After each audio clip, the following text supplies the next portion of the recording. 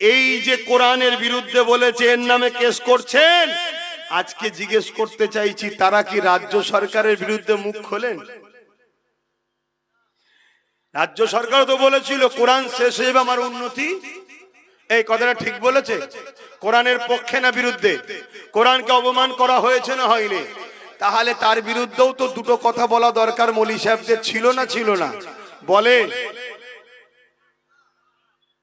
আর এই কথা যখন আমি বলবো বা আমাদের মতো উলামারা বলবে, কিছু মুসলিম এমএলএ এমপি আছে তারা আমাদের বিরুদ্ধে কথা বলে না বলে না?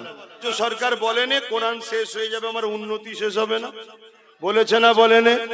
এটাকে আপনারা সাপোর্ট করেন?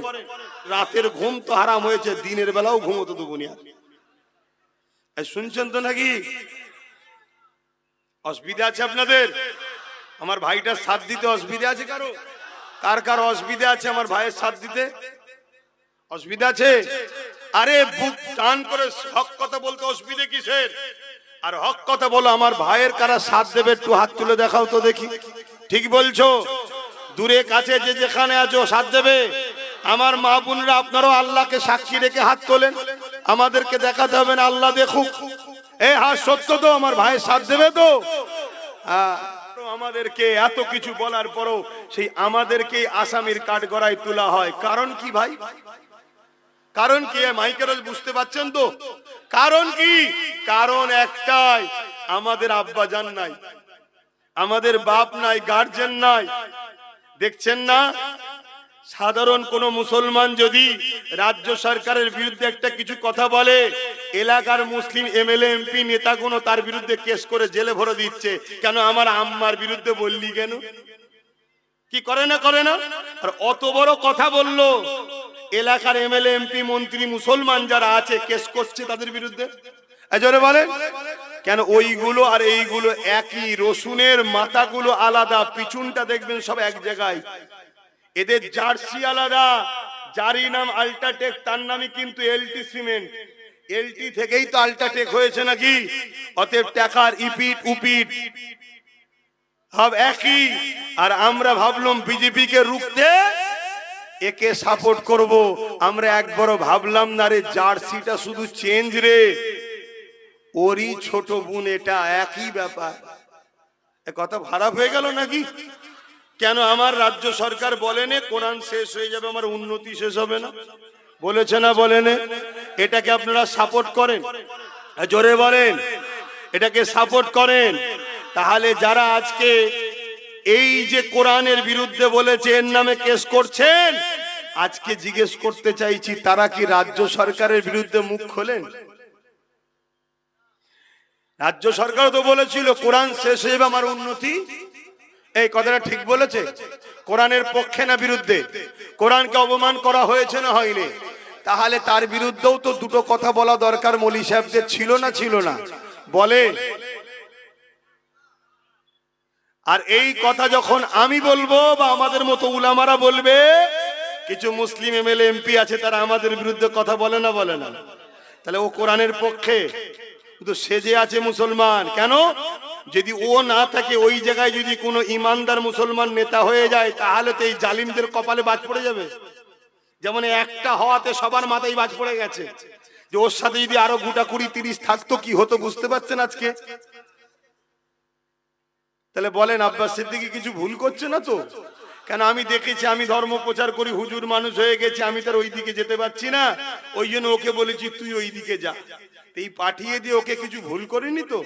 আপনারা আমার সাথে একমত তো নাকি? হাত তুলে বলুন একমত তো নাকি? আলহামদুলিল্লাহ। ধোকা দেবেন না, ধোকা দিলে আমার কিচ্ছু ক্ষতি হবে না, খোদার জাত পাকের কসম করে বলেছি আমার কিচ্ছু হবে না।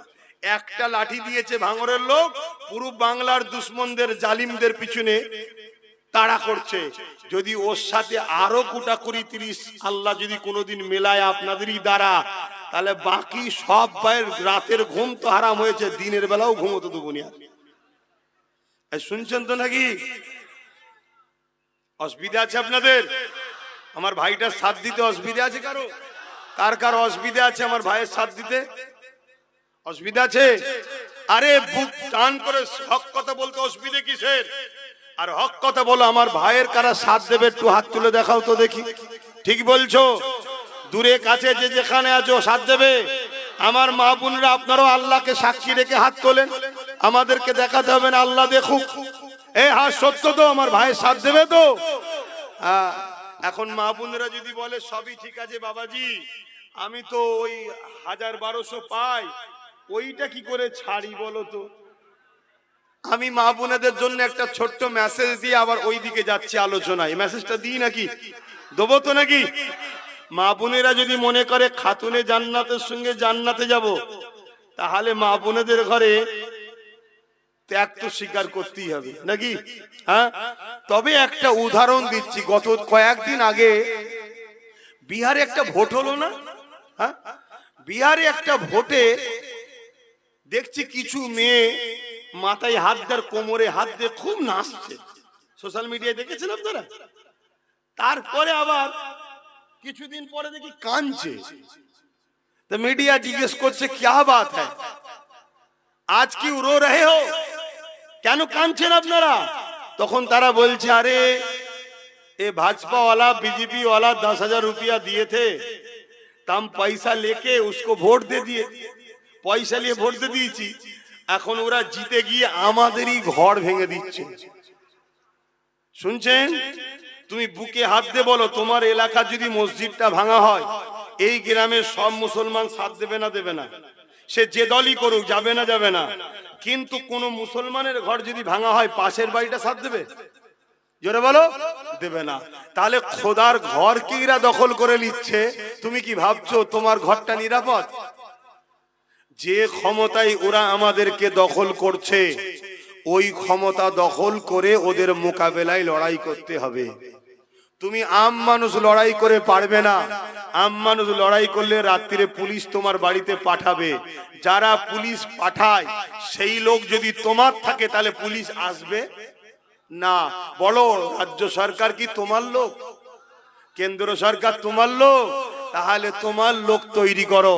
আমি জানতে চাইছি, নওশাদ কি তোমাদের নয়? জোরে বলো। কেন রাজ্য সরকার আর কেন্দ্র সরকার দুজন মিলে অকাব মিটাচ্ছে, আর নওশাদ সিদ্দিকী অকাবকে বাঁচাবার জন্য সুপ্রিম কোর্টে কেস চালাচ্ছে, জানো তো নাকি? তাহলে বলো, কে আপন কে পর ভাবতে হবে। তাহলে সেই জায়গায় যদি তার সাথ দাও, তার যদি আরো ক্ষমতা আল্লাহ বাড়ায়, তাহলে তোমাদের জন্য উপকার আছে না নাই? যদি বিশ্বাস হয় আমার কথা নেবে, না বিশ্বাস হয় যেদিকে খুশি যাও।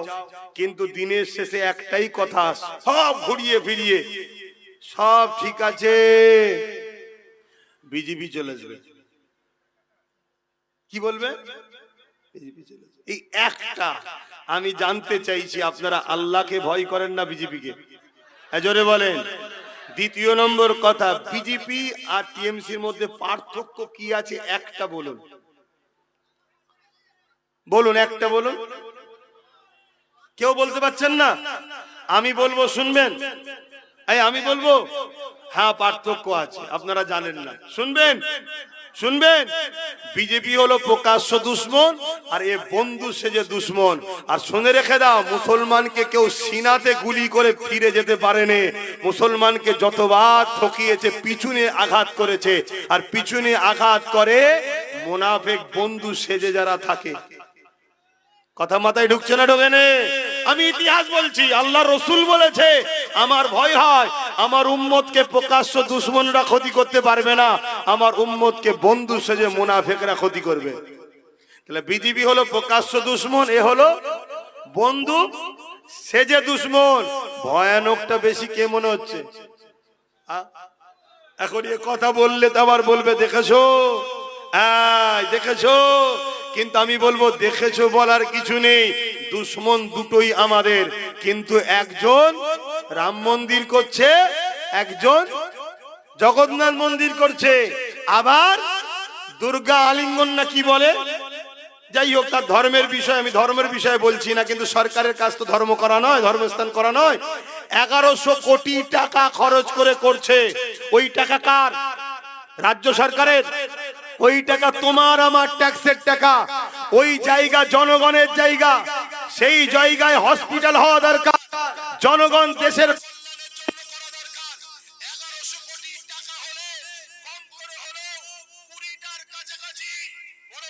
এমস হসপিটাল হয়ে যেত, কিন্তু আজকে সেই হসপিটাল এখানে নাই।